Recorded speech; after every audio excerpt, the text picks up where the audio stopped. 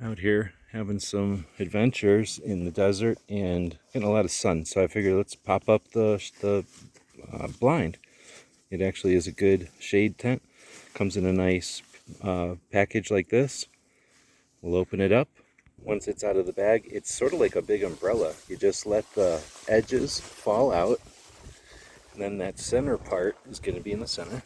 You pull up on this and give it a tug. It pops out just like an umbrella.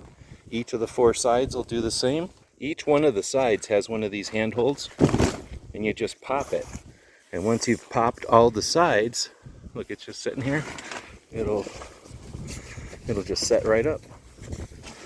Now we can go in there, use it as a shade tent, use it as a shower, use it as a tent if we needed to. Pretty cool. Hope this helps.